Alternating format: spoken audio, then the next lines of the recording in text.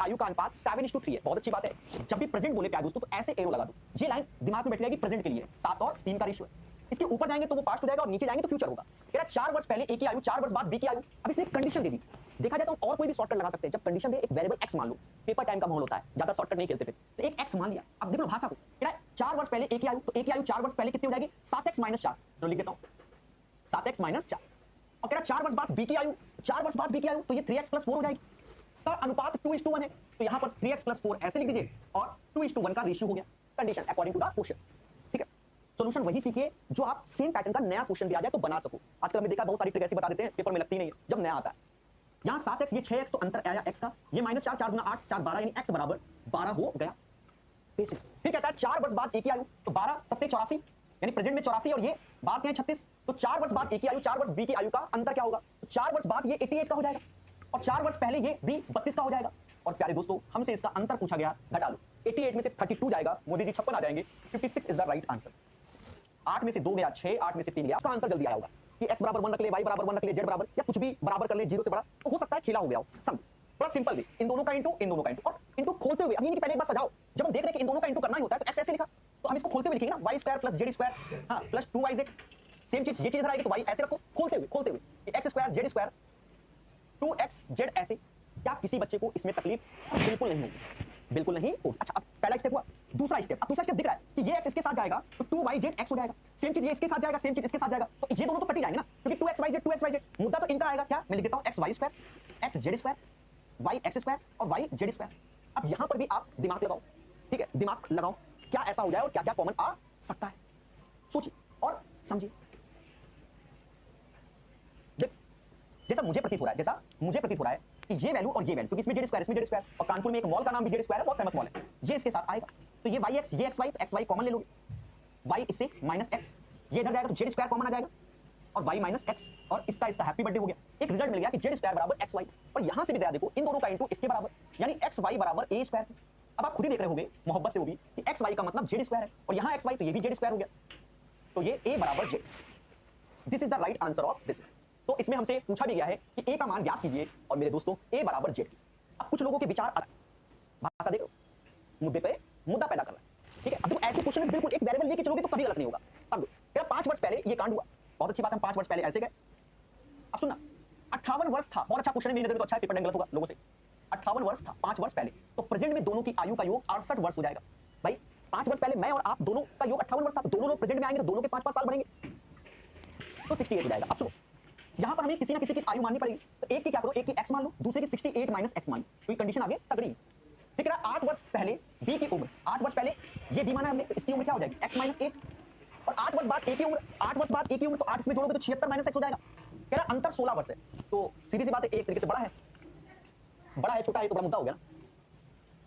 अभी तो बड़ा ही लग रहा है, सीधी सी बात है, क्योंकि अंतर है। देख लेते हैं, तो 76 - x का जो अंतर है वो 16 वर्ष का है। तो 76 माइनस, ये माइनस माइनस ये 2x हो गया, और ये माइनस माइनस प्लस हो गया, बराबर 16 के।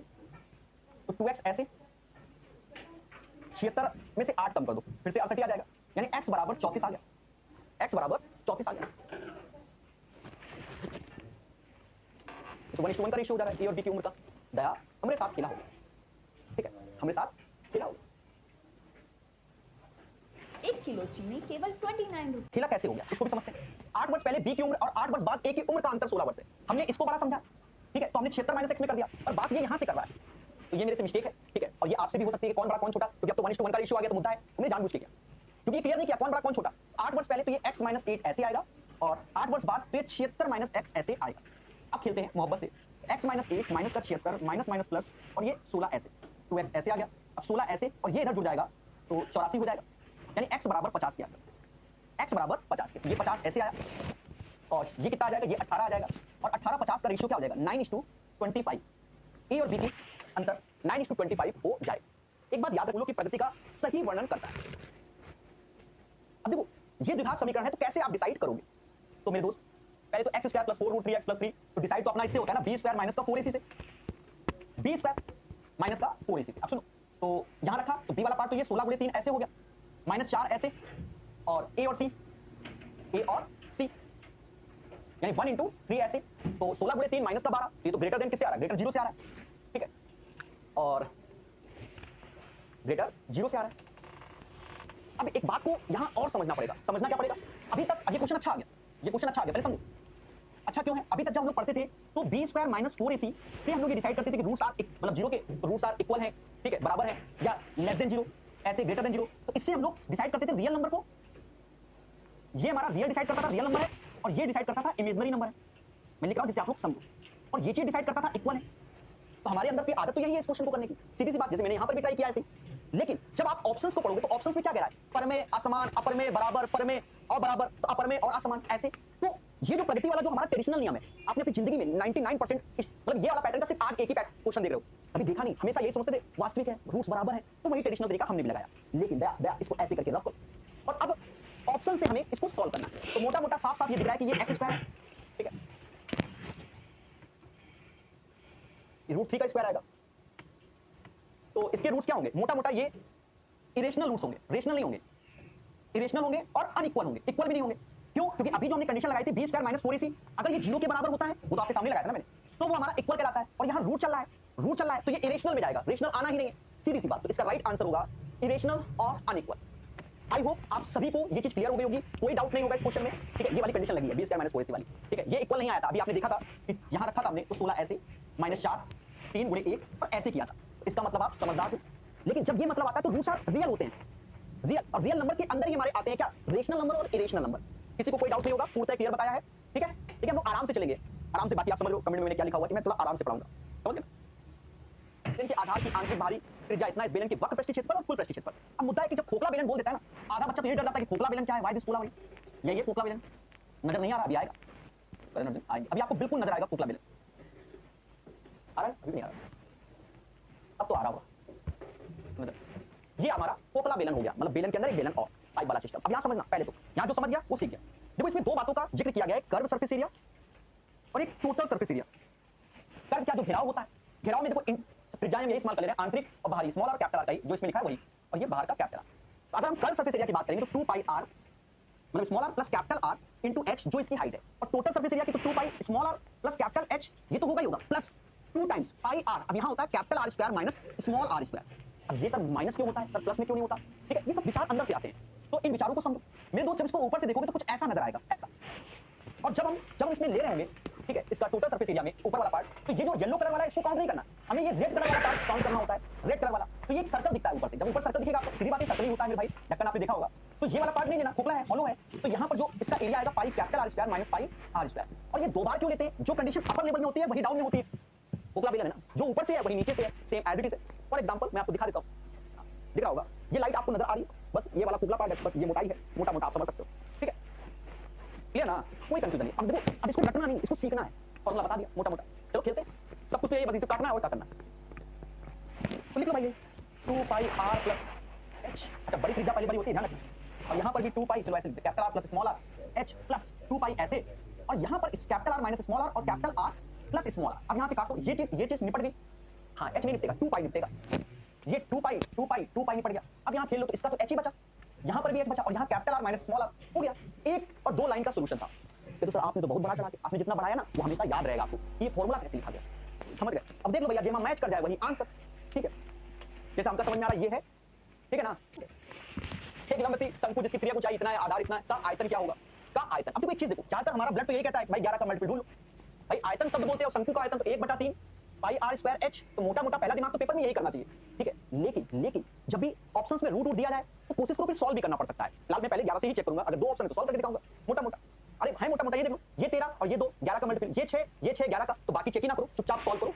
तो शंकु ऐसे बनाते हैं जिसकी त्रिज्या ऊंचाई 28 सेंटीमीटर, ये 28 है, आधार की त्रिज्या 21 है। अब हाइट निकालना पड़ेगा। अब देखो यहाँ नहीं कि वैसे तो आपको हाइट जो निकालना है वो 28 का स्क्वायर माइनस 21 का स्क्वायर, तब वरना नहीं, सब वैसे। समाज इसे 7 चौका बोलता है, इसे 7 तीना बोलता है। 3 4 के साथ खेल लो हाइट के लिए, बाकी 7 का गुणा कर देना, तो 7 का मल्टीपल तो होगा ही होगा, क्योंकि ये 7 का मल्टीपल, ये 4 3, तो 4 का स्क्वायर 16, 3 का स्क्वायर 9, 16 में से 9 गया 7, तो रूट 7 आ जाएगा। और किसी को अगर कष्ट है तो वो ऐसे कर ले 28 माइनस 21 का स्क्वायर ऐसे करके। हाँ, कोई बड़ा ये नहीं कि बहुत हुआ होता है सर, आप ऐसा सरल पढ़ा रहे हो, ऐसा नहीं। ये 49 होता है, इनका योग 49 और अंतर 7, चुपचाप 7 बाहर आया, रूट 7 हो गया। डरना नहीं, लड़ना है। 1/3 ऐसे, पाई की वैल्यू 22/7, त्रिज्या हमसे कह रहा है 21 है तो चिपका दो, और हाइट आज 7 रूट 7 है। अब देखो काटने की प्राचीन कला, हो सकता है आपको ये कला मालूम हो, ऐसे कटता है, लाइट देखिए, कट गया, अब चाहो तो 22 गुणे 21 कर लो सीधे, फिर 7 का गुणा कर लो, ठीक है, जैसे चाहो। हम ऐसे कर ले रहे हैं, 21 दूना 42 4 हासिल 42 4 46 गुणे 7 रूट 7 7 दूनी 14 7 6 42 43, बस यही आंसर होगा। 43 नहीं 4 हासिल 28 और 4 32 आंसर। तो ये आपको कलम चलाना पड़ेगा, कोई आपको लॉलीपॉप। तो इसीलिए ग्रुप डी के सेट इंपॉर्टेंट है, इस पैटर्न का क्वेश्चन। हाँ सभी सेट मिला के बता रहा हूँ, ये नहीं कि एक सेट में तो 10 को कौन सा नशा कर रहे हो। तो एक दुकानदार एक वस्तु, हम बेसिक से करेंगे, हम इसमें कोई हाईटेक नहीं बताएंगे कि यहाँ लाभ बोला गया। आप सिंपल वे में ऐसे लिख दो 3 बातों का, सीपी एमपी और एसपी, और बेसिक से। एक वस्तु का अंकित मूल्य 18% की छूट देते हैं, यानी 100 की चीज है 18 कम कर दो, खत्म बात, 82 हो जाएगी, कोई दिक्कत है क्या? नहीं, फिर भी 23% का लाभ कमाता है, फिर भी 23, यानी 100 की चीज कितने में चिपका दे रहा है, 123 में चिपका दे रहा है। अब देखो जो बच्चा यहाँ समझ गया उसको ये क्वेश्चन सबसे आसान कि भाई ये 41 दूना होता है 41 इंटू 2 जा, और ये 41 इंटू 3 जा, तो हमें तो ये बराबर करना होता है सेलिंग प्राइस को। बराबर कैसे करें दया? तो देखो ये 3 है, इधर वाले में 3 का गुणा, तो इसमें भी 3 का गुणा हो जाएगा, और यहाँ 2 है, यहाँ 2 का गुणा, इधर भी 2 का, लो हो गया सब बराबर। अब कह रहा है यदि उससे वस्तु में 1840 का लाभ होता है, यानी 200 रुपया की चीज, देखो अब यहाँ 123 का दुगना लिखना है क्योंकि वो तो लाल कलर तो इसी के लिए ना, इसका मतलब ही गंगाधरी शक्तिमान है, समझ ना। इसका दुगना कितना 246 होगा, 200 की चीज अगर 246 से बेचे तो 46 यूनिट का क्या हुआ, ऐसे प्रॉफिट हुआ, और यही प्रॉफिट 1840 के। और यहाँ पर भी मुद्दा है, ये सीधे 40 है, एक बार में सीधे 40। बोलो बोलो, तेरा वस्तु का अंकित मूल्य 300 का 40 आंसर होगा 12,000। देखो मैंने वो तरीका बताया जिससे आप समझ रहे हो कि क्या हो रहा है, ठीक है। बाकी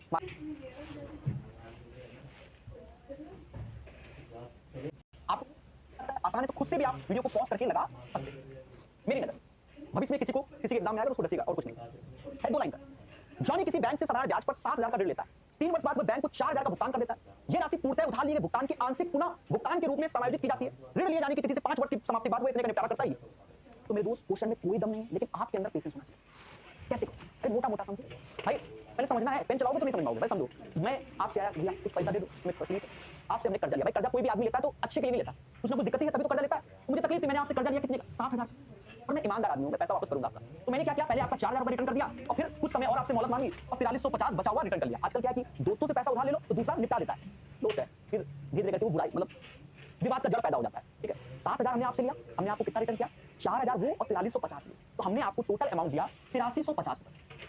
8350 लिया था 7,000, तो कितना ब्याज दिया, तो सब 1350 रुपए आपने हमको ब्याज दिया। बस इतना ही हम लोग कैलकुलेट करें, 2 लाइन का है। अब देखो पहले मैंने 7,000 रुपए लिया आपसे, कितने साल का वादा था, 3 साल में 8% के हिसाब से आपको ब्याज देता हूं 3 साल में, लेकिन 3 साल बाद मैंने आपको 4,000 रुपए दे दिए, कितने दे दिए 4,000, तो अब मैं ब्याज कितना दूंगा 3,000 पे, क्योंकि प्रिंसिपल पे, तभी तो साधारण ब्याज का क्वेश्चन है, क्योंकि यहाँ तो प्रिंसिपल पे, क्योंकि जो पैसा आपको दे रहे हैं वो प्रिंसिपल पे डिडक्ट होगा। तो 7,000 4,000 दे दिए, बचा कितना दे, तो बोलो तो आपको सर जी 3,000 रुपए बचा। अब इस पे ब्याज दो, तो ऋण लिए जाने की तिथि से 5 वर्ष की समाप्ति पर 3 साल पहले हो गए, तो दया बचे कितने साल, 2 साल, बस 2 साल और आर लगा दो, बस ये लो पहली लाइन ये हो गई कि नहीं, दूसरी लाइन में आंसर, और क्या सोचो, हुआ नहीं है, समझना है, और कुछ समझ के करोगे तो खेला कर देगा। अब देखो एक तो 0 यहाँ, एक तो यहाँ, एक तो इसका भी निपटा दो, 7 या 21 आर, थोड़ा सा अगर शॉर्टकट लिखा जाए तो 21 आर ये 6 ये 21 कोई कहता है 27 आर होता है, फिर बोलो हाँ। देखो 2 लाइन बोला था, 2 लाइन हो गया, अब 27 से 5 बार मिला था आंसर। अब चाहो तो लाइन बढ़ा लो भाई 5% ऐसे। तो ये एक अच्छा क्वेश्चन है, एग्जाम सेंटर में बैठ के जब करोगे पहली बार तो आपके करने का लॉजिक बदल जाएगा, वहां खेला हो जाएगा, ठीक है, समझ गए। एक बच्चा कोई 36 kmph किसी चीज का बोला है, लेकिन इसका सेंस ये है कि 2024 वाला 2023 वाला एसएससी सीएचएसएल सीजीएल इसमें ये पैटर्न का क्वेश्चन आया हुआ। अब हम ये देखना चाहते हैं कि आपका दिमाग क्या काम कर रहा है इस क्वेश्चन में। बिल्कुल आसान क्वेश्चन है, बस आपके अंदर क्षमता होनी चाहिए इसको करने की। चलिए मैं बता देता हूं इस क्वेश्चन को, समय नहीं लेता हूं। देखो जब भी इस पैटर्न का क्वेश्चन आए, तरीके अपने पास बहुत है। एक तो 3 4 5 वाला तरीका जो मैंने आपको सिखाया हुआ है, ठीक है, 3 4 5 वाला या एंगल पुटिंग वाला, मैं दोनों तरीके से इस क्वेश्चन को दिखाता हूं जिससे अच्छा क्वेश्चन कभी आपसे छूटे ना। एक तो आप मेरे ब्रह्मास्त्र की ओर जाइए, कुछ नहीं आता आप मेरा ब्रह्मास्त्र लगाओ, होगा, भले कैलकुलेशन इसमें पैदा हो जाए पर होगा। मैं अपने ब्रह्मास्त्र में ही आता हूं, थोड़ा समय दूंगा इस लॉजिक पे। मैं 3 4 5 वाला लॉजिक लगाता हूं, भले बड़ा हो जाए, पहले समझो यार, इसमें बड़ा हो जाएगा, काफी बड़ा हो जाएगा 3 5 का। तो बताता हूं मैं इसको, पहले ये वाला बता देता हूं, ठीक है। देखो ऐसा क्वेश्चन a बराबर 45 डिग्री रख दो, आंसर आ जाएगा। cot 45 का मान 1 होता है, cos 45 का मान 1/√2 होता है जो कि m, इसे करोगे तो √2 + 1/√2 बराबर m। सिमिलरली यहां पर भी वही खेला है, n का मान बस माइनस का सिंबल आ जाएगा, भाई ये 1 - 1/√2, तो ये √2 - 1/√2, इन दोनों का गुणा करोगे तो m × n ऐसे निकालोगे। अब ये a + b, a - b, तो 2 में से 1 गया तो ऊपर 1 ही आया, और नीचे √2 का गुणा तो 1/2 आया। अब मेरे भाई ये तो mn का मान आ गया। तो अब यहाँ हमारे पास कंडीशन है, एक तो m² - n² डिसाइड करना होगा, एक m² + n² डिसाइड करना होगा। तो हम पहले ये वाला निकाल लेते हैं, और इसमें जब है तो प्लस लगा लेंगे। ये जब हम करने बैठे यहाँ मुद्दा है √2 - 1, तो पहला √2 बढ़िया है, √2 + 1 का होल स्क्वायर और √2 - 1 का होल स्क्वायर, और नीचे इनके स्क्वायर हो जाएंगे, तो नीचे हम इसमें 2 लिख दे रहे हैं। आपने एक फॉर्मूला पढ़ा था हमसे, कई बार पढ़ाया है कि a + b का होल स्क्वायर, a - b का होल स्क्वायर बराबर 2 टाइम्स होता है a² + का b²।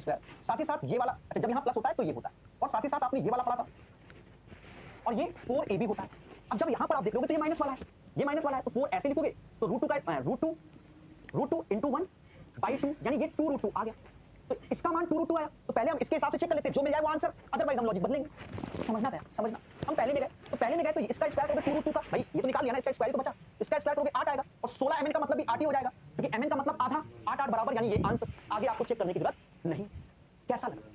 बोलो बोलो। तो ये इसका one of the best solution होता है। समझ गए सभी लोग? क्या किसी बच्चे को कोई आपत्ति इस क्वेश्चन में? खुल के बोलो, प्रेम से बोलो। चलिए, किसी को कोई आपत्ति नहीं, प्यारा क्वेश्चन है ना? ठीक है। और सुन, अगर हम एग्जाम कई बार आए, ट्राई करो आप लोग, बहुत आराम से पढ़ते हैं हम लोग इस क्वेश्चन को, सभी लोग ट्राई कीजिए।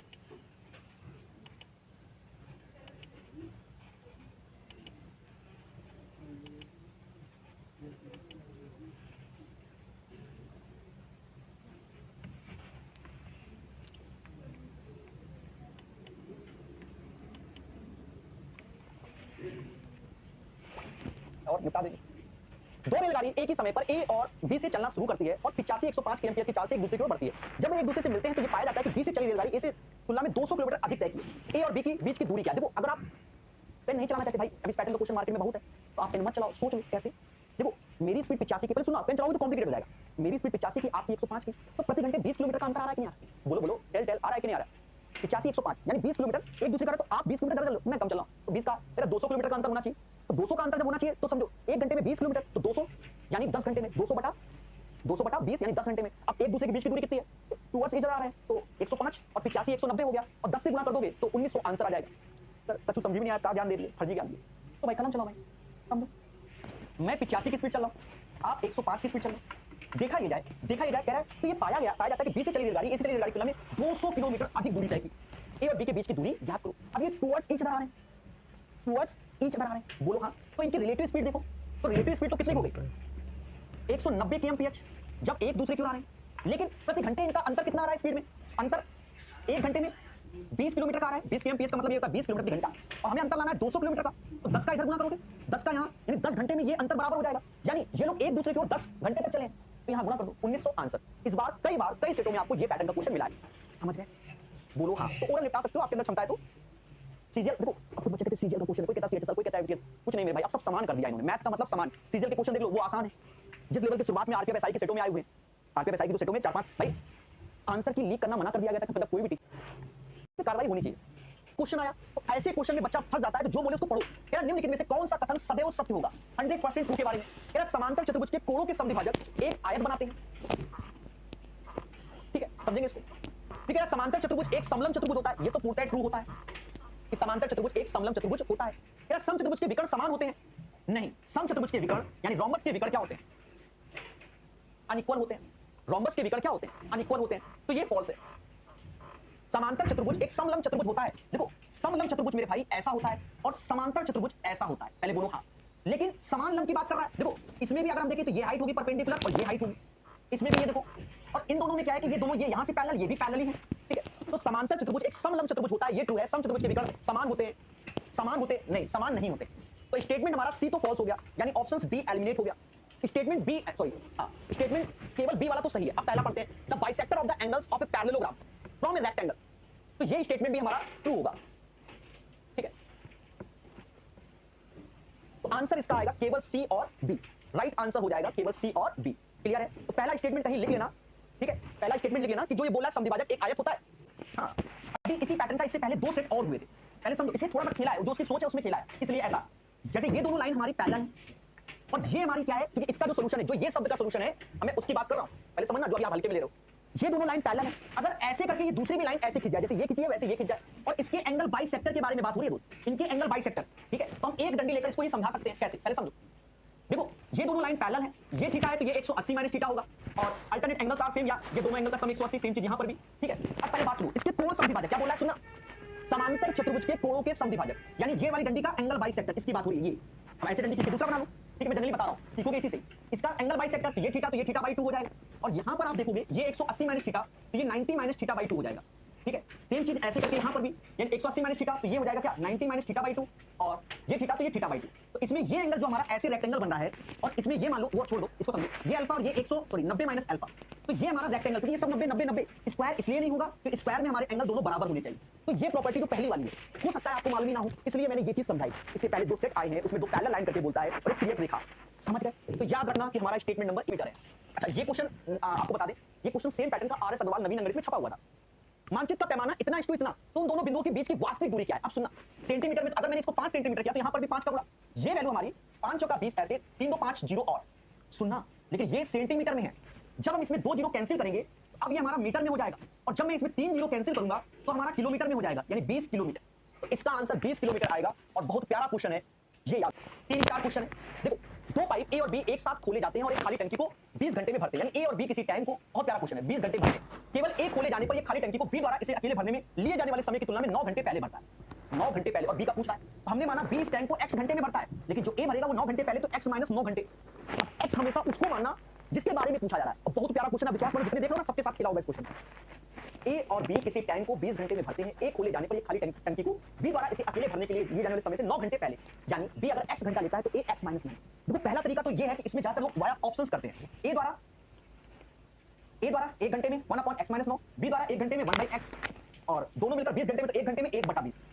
इसके बाद हमारा x का मान इससे डिसाइड होता है। अब देखो मोटा-मोटा अगर मैंने 39 रख दिया, सुनना 39 रख दिया और यहाँ 30, 39 और 30 का एलसीएम में ये ट्रिक बता रहा हूँ, यहाँ समझोगे, वहाँ की जगह यहाँ समझोगे। हाँ तो वहाँ तो समझ नहीं पाओगे हम क्या बताने वाले हैं। क्या इसके एलसीएम में 4 का मल्टीपल आ रहा है? क्योंकि 20 तो 4 का मल्टीपल होता है, और 5 का तो आ जाएगा, 4 का आएगा नहीं, यानी ये नहीं हो सकता।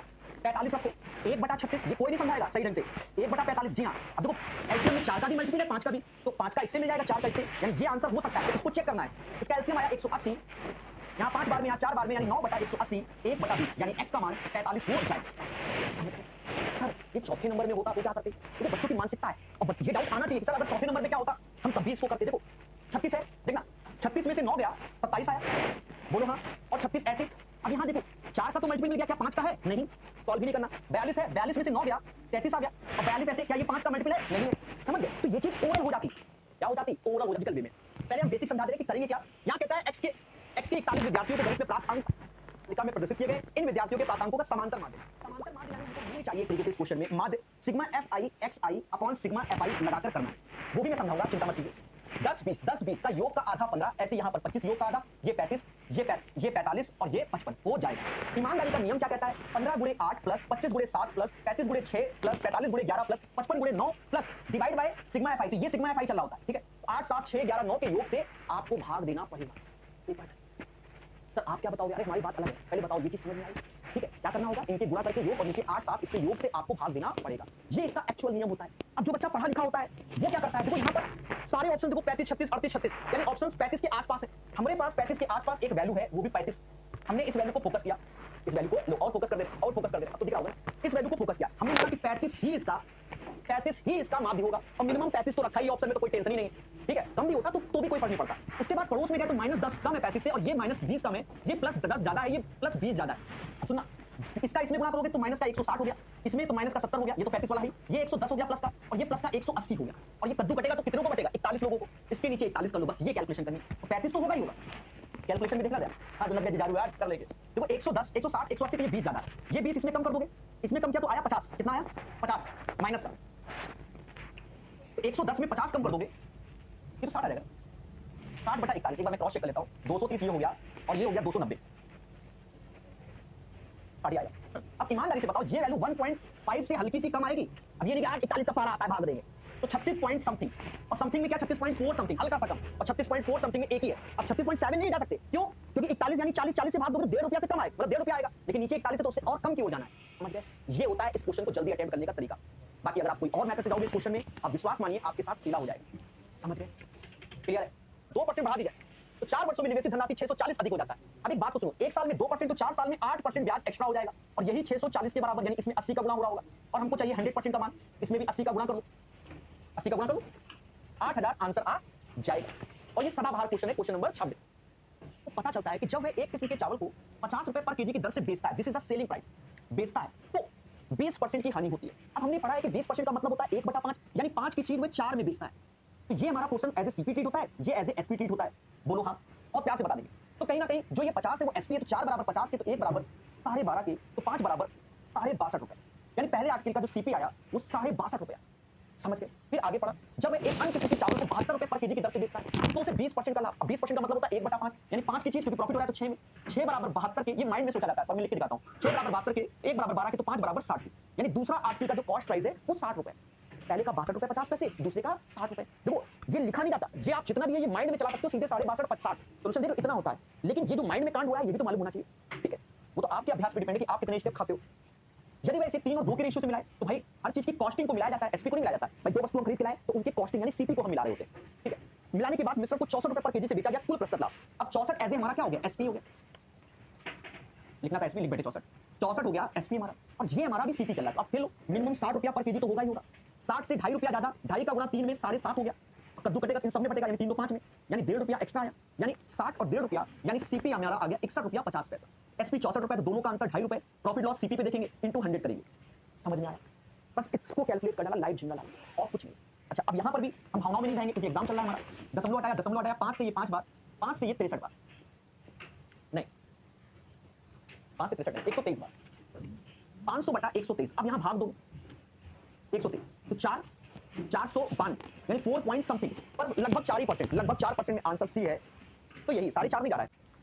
कह रहा है द्विघात समीकरण के मूलों की प्रगति निम्नलिखित में से किसे संतुष्ट करेगी? तो इसको सॉल्व कीजिए। देखो इसमें करोगे तो एक्स स्क्वायर, ये 12x ये 6 18x हो जाएगा, बर्छंग 72 हो जाएगा, और ये 16 है तो इधर आएगा माइनस का 16 0, यानी x square plus 18x plus का 54 बराबर 0। 54 नहीं मोदी जी 56 है, 56, 12 में 6 गया 6 56। अब ये 56 को ऐसा ब्रेक करो 18 बन जाए, 18 तो 14 चौको 56, 14 चौको 56 plus plus root minus minus 14 4, यानी दोनों निगेटिव आएंगे और पर में भी होंगे, दोनों मूल ऋणात्मक भी हैं और पर में भी हैं क्योंकि एज ए रेशनल है। ठीक है, सर्वांगसम त्रिभुजों के लिए इनमें से कौन सा अनिवार्य रूप से सत्य नहीं?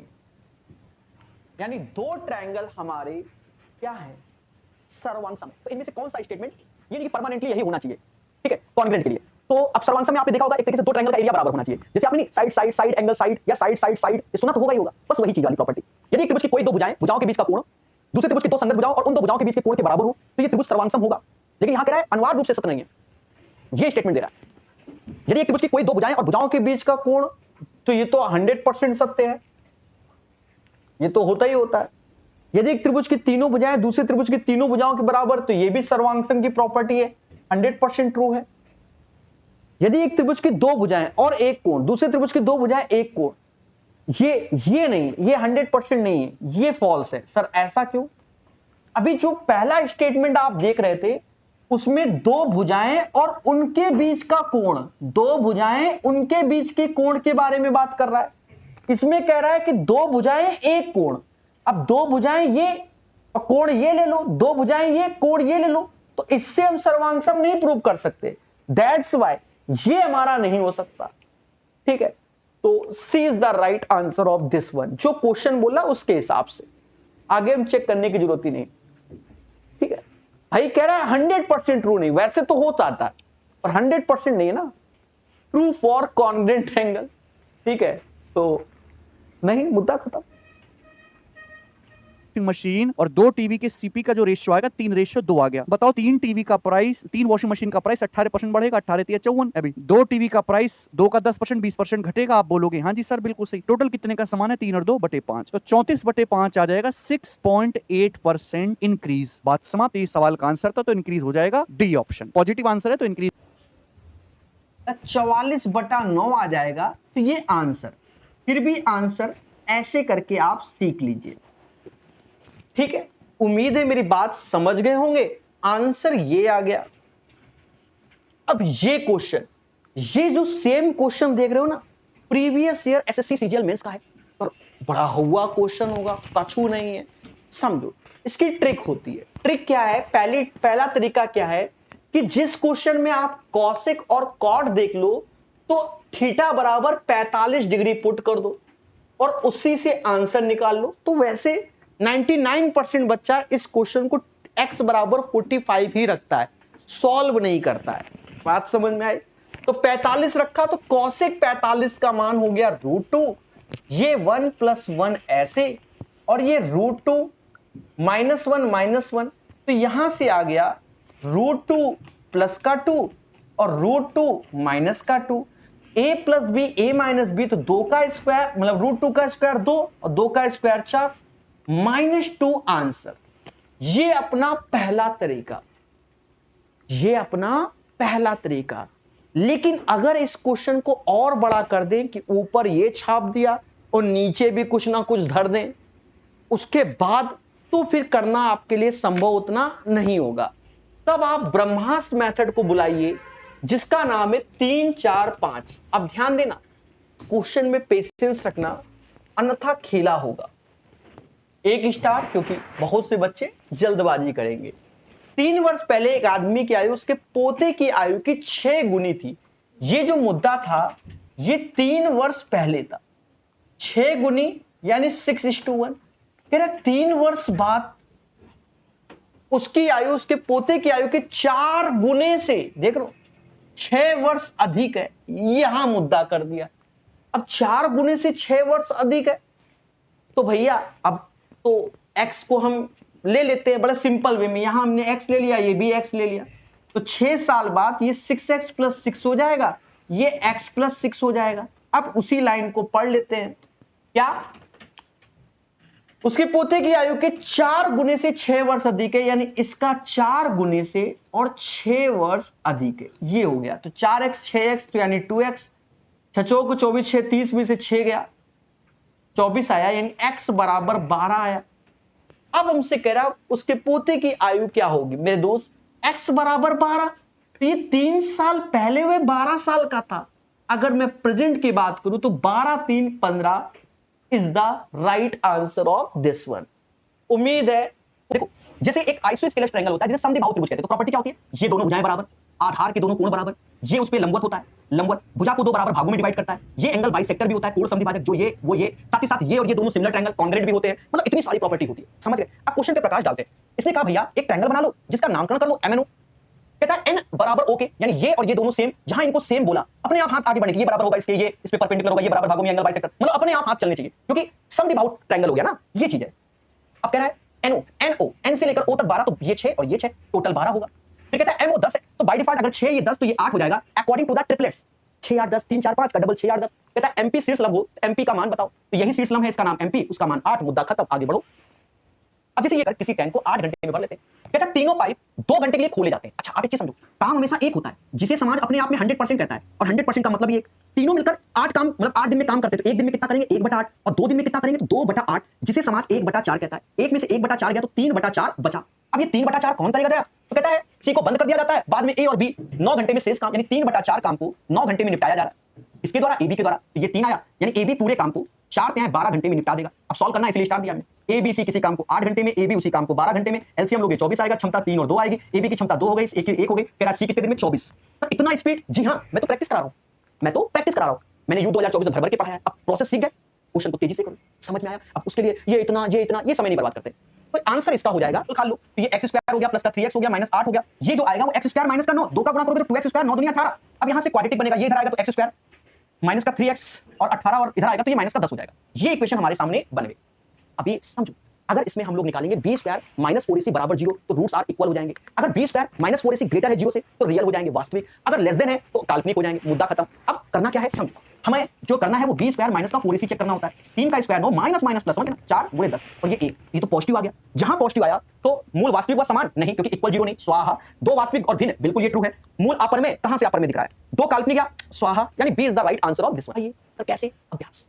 देखो इसमें हमने बहुत ज्ञान दिया हुआ है, हमने आपको बताया हुआ है क्या कि इसका जो फॉर्मूला है वैसे 3-4 तरीके से होता है। जो इसमें लगाएंगे वो कैसा लगाएंगे? इसमें लगा देंगे p + q + r का, ये बिल्कुल माइंड में चलना चाहिए, p + q + r का होल स्क्वायर और 3 टाइम्स pq qr और rp, ये वाला। देखो इसके बहुत फॉर्मूले होते हैं, मैं थोड़ा सा ओरल बोल देता हूं। p + q + r, फिर ब्रैकेट में p² + q² + r² माइनस का pq qr और rp, ये दूसरा होता है। तीसरा होता है 1/2 p + qr, ब्रैकेट में p - q का होल स्क्वायर, q - r का होल स्क्वायर, r - p का होल स्क्वायर। फिर एक और होता है कि if condition p + q + r बराबर 0, उस केस में होता है pq + qq + rq बराबर 3pqr। और भी होता है, ठीक है, 5-6 तरीके से होता है। फिलहाल इसमें ये वाला लगेगा। 50 क्वेश्चन एसएससी में, 50 नहीं 100-200 क्वेश्चन एसएससी में इसी पैटर्न पे, आपके में भी है। कुछ नहीं करना, हमका ये चाहिए, ये दोनों गिवन है। तो माइंड में जिसको मालूम है कि 13 का स्क्वायर 169, 30 का इसमें गुणा कर लो तो 90, यानी 79 आ गया। 13 का पढ़ा, 13 9 17, 117 होता है ना, बस ये आंसर।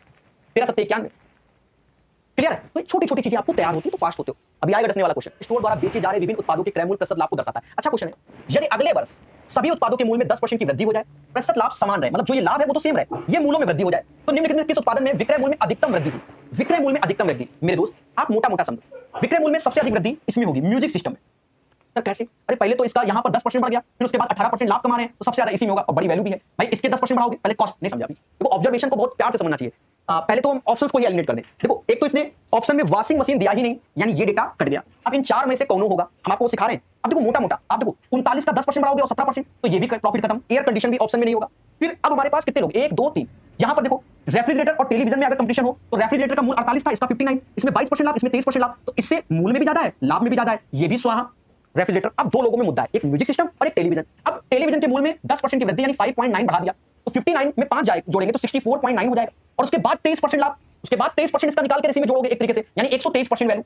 बात तो समझो। अब जब इसमें आए 65 में, सुनना, इसका भी 10% बढ़ाओगे तो 6.5, ये 71.5 हो जा रहा है, लेकिन इसमें 18% लाभ, 118%। मेरे भाई आप कॉमन सेंस देखो, इसका सेलिंग प्राइस ज्यादा आएगा, 71.5 का सेलिंग प्राइस ज्यादा आएगा, इसका कम आ जाएगा। क्यों? मैम ये 30 वाला अब मोटा मोटा समझो, देखो हम कैलकुलेट नहीं करेंगे किसी भी हालत में, हम और समझा के भी मानेंगे। देखो 64 रुपया 90 पैसे का अगर 10% निकालो, 20%, अगर 20% भी निकाल ले हो तो लगभग 13 रुपए के आसपास, लगभग 13 रुपए। इसमें जब 13 मोटा मोटा 13 आ रहा है ना, हम 15 मान ले रहे हैं क्योंकि 23% है, हम 15 मान ले, 15 रुपए जोड़ोगे तो लगभग 70 के आसपास है, 80 के आसपास। लेकिन जब बगल में जाओगे, इसका 20% निकालोगे तो लगभग कितना, 14 जोड़ोगे तो 84, और थोड़ा सा कम भी करोगे तो यहां पर हमने इतना बढ़ा दिया तब 80 पहुंच रहा है, ठीक है। और यहां 84 ऐसे पहुंच जाओ, कम करोगे तो यानी म्यूजिक सिस्टम आंसर। इसको ऑब्जर्वेशन से करो मेरे भाई, सॉल्व करोगे तो समय की बर्बादी होगी। कोशिश क्या है कि ऑब्जर्वेशन समझाने की, ठीक है। एक बार फिर से देखना एलिमिनेट कैसे हो रहा है, क्या हो रहा है, नहीं है इतू सा भी नहीं समझे, लेकिन फिर भी ये 5 स्टार का क्वेश्चन है। सर ऐसा कैसे? देखो हमारे अंदर एक कीड़ा है, शॉर्टकट शॉर्टकट शॉर्टकट। जब क्वेश्चन में कई सारी कंडीशन हो, आप बेसिक से करोगे तो शॉर्टकट से जल्दी आंसर आ जाए। सर ये कैसे, ये बताओ। देखो पढ़ते हैं, जब पहली बार देखो इतनी सारी कंडीशन लगा रखी है, तो पहली बार पढ़ोगे तो कुल मिला के ऑटोमेटिक इक्वेशन बनाना पड़ेगा। हाँ, या तो आप लिखोगे ये चीजें हैं तो ऑटोमेटिक इक्वेशन में कन्वर्ट कर दो, समझो। बाकी तरीके हैं, एक समूह में सभी बच्चों का औसत कितना है, तो हमने माना n बच्चे थे, औसत 45, तो टोटल हो गया n × 45, ये टोटल हो गया। फिर कह रहा है 42 केजी वाले 10 बच्चे समूह छोड़ के चले गए, तो 42 10 420 बाहर कर दो। हाँ, फिर उनकी जगह 55 वाले 2 बंदे आ गए, तो 55 दूना 110 अंदर कर दो। अब अगर हमें इसका औसत चाहिए होगा तो एक चीज समझो, n बंदे थे, 10 गए 2 आए, 10 गए 2 आए, यानी 8 बच्चे गए एक तरीके से, 10 गए 2 आए, 8 का तो अंतर आया, यानी n बच्चों की जगह n - 8 हो गया। फिर हमसे कह रहा है कि बच्चों का औसत इतना बढ़ जाता है, कितना 5/4, तो पहले जो औसत था वो 45 था, और ये मुद्दा होने पर 5/4 बढ़ गया, बस। अब इस इक्वेशन को जिसने सॉल्व कर लिया वही बात साहब। अब देखो कैसे, इसमें भी दिमाग लगाओ, दिमाग की बत्ती जलाओ। 5 ये 9, समझ गए ना, 5 से ये 22 बार, 5 से 80 4 84, 5 से ये 9 बार, देखो ये दिमाग लगाना चाहिए। अब ये हो गया 9n हो गया, 84 में 22 गया तो ये शायद 62 आ जाएगा, n - 8 उधर ले जा रहा हूं, उधर ले जा रहा हूं। अब यहाँ पर नचो 36 37/4 ऐसे चिपका दिया। अब गुणा कर लूंगा तो नचो को 36n, 4 दूना 8, छचो को 24, 35n ऐसे, और 8 7 56 5 हासिल, 24 और 5 29। दया पेशेंस, अभी से इक्वेशन यहाँ 36n यहाँ 37n, तो n ही बचेगा, और ये वैल्यू दया इधर आएगी, तो 296 में 248, तो ये 48 गुना 96 होता है, 48 आ गया, n बराबर 48। तो right answer of this one 48, 23 29, ठीक है। अगर हमें चेक करना है तो 29 हटा दो, इसको देखो 40 हुआ। अरे पार्टी सार्टी यानी रेस्टोरेंट को बोलते रेस्तरा, ठीक है। पहले मैं नहीं जानता था, फिर मैंने रेस्टोरेंट देखा। उनमें से 8 व्यक्तियों ने, सेम लैंग्वेज में पूछा गया, बस वैल्यू अलग अलग है। 8 व्यक्तियों ने, प्रत्येक ने अपने भोजन पे 3 रुपए खर्च किए। कितने लोगों ने? 8 लोगों ने, प्रत्येक, बेसिक से बता रहा हूं, 8 लोगों ने, प्रत्येक ने 3 रुपए खर्च किए। 9वें व्यक्ति ने, सभी 9 व्यक्तियों के औसत, यानी कुछ औसत होगा x, ये ओवरऑल औसत है। कितने व्यक्तियों का औसत है? कितने व्यक्तियों का औसत है? 9 व्यक्तियों का, तो यहां 9 से भाग दो भाई। ये पहले मोटा मोटा समझो, अगर x हमने औसत माना है तो मुझे टोटल वैल्यू बतानी होगी, तो वो 9x होगा कि नहीं होगा? तो 9 गुणे x, तो ये 9 व्यक्ति का औसत है। 8 व्यक्तियों का 3-3 रुपया खर्च।